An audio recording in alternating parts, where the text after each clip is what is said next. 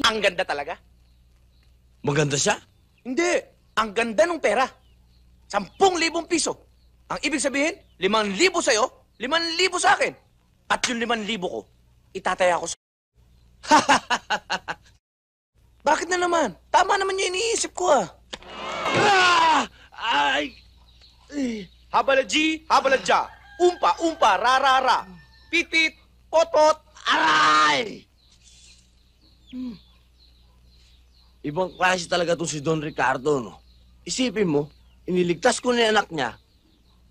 Yung kalabaw pa kinampihan. Eh, ganyan naman talaga yung mga mayayaman eh. Mas maamor pa sila sa mga hayop. Yung mga aso't pusa nila, ang kinakain, sariwang karne. Pero yung katulong, ang kinakain, bulok na repolyo, na nilaga sa asin. Kaya ugaling hayop sila dahil mas malapit pa sila doon sa mga nila.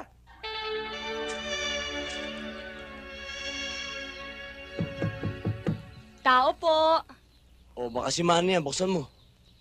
Wala naman tayong kilalang Manny. Maniningil. Aray ko! Aray. Oh, napadbad kayo sa dampa namin. Bakit? Pinasusundo ba kami ng papa nyo dahil gusto nila kaming kastiguin dahil sa pagkawasak ng panganang kalabaw nyo? Ako humihingi ng dispensa at kapatawaran sa iyong ama. Ako, hindi naman yun ang pinunta ko rito eh. Pasensya na kayo sa inasal ng papakot ng kapatid ko ha. Kasi, sorry, papa ko kasi may alta presyon. Kapatid ko naman, sumpungin talaga. Oh, hindi niyo ba ako aanyayahan pumasok? Ah, tuloy ka.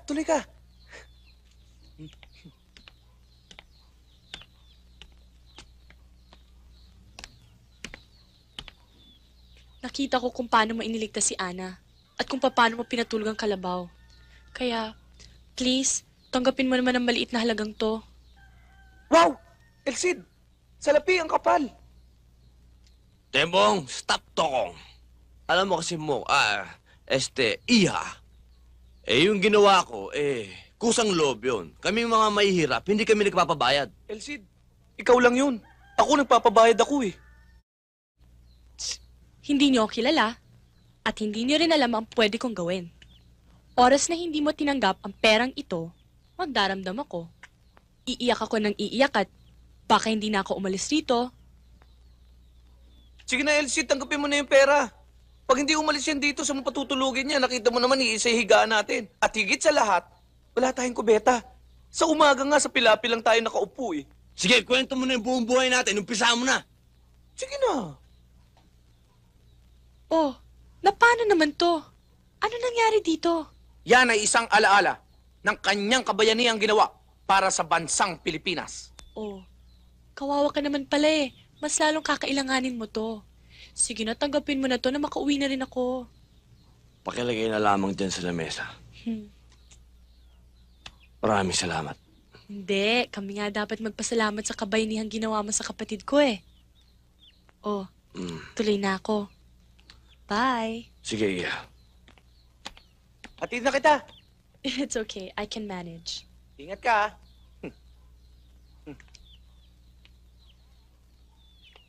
Bye.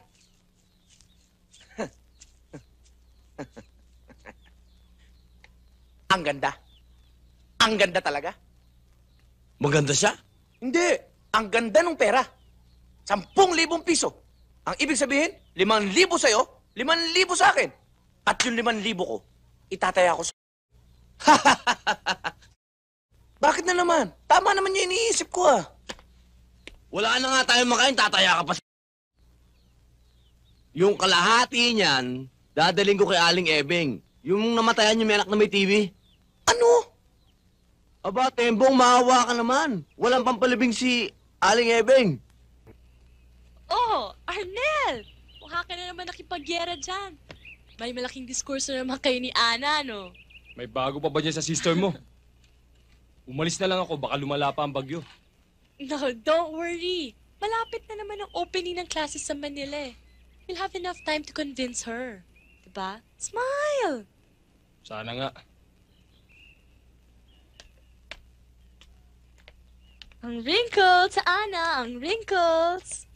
Tandaan mo, lagi sinasabi sa atin ng ating dermatologist na kung anong nasa isip. Siyang lumilitaw sa kutis. Gusto mo bang tumanda ka agad? Ano bang problema mo? Who's your problem ba? Si Arnel na naman.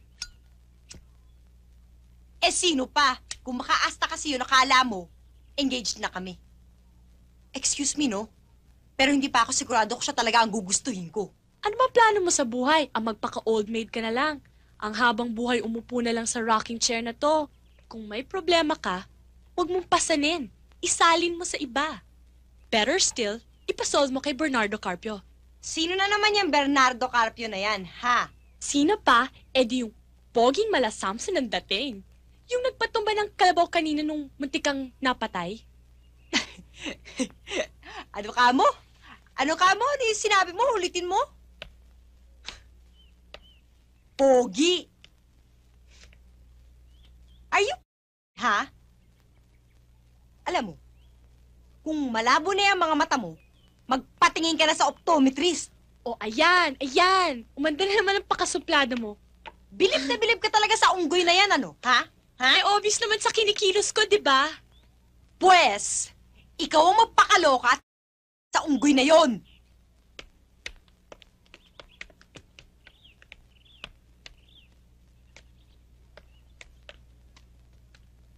Pa, Oh, Iha. Ano ba nangyayari sa inyong dalawang magkapatid? Hindi na kayo nagkatagpo. ang papa naman, hindi ka na nasanay sa kapatid kong yon. Alam mo naman pag araw siya, gabi ako. Pag gabi naman ako, araw siya. Eh paano pa kami magkakatagpo nun?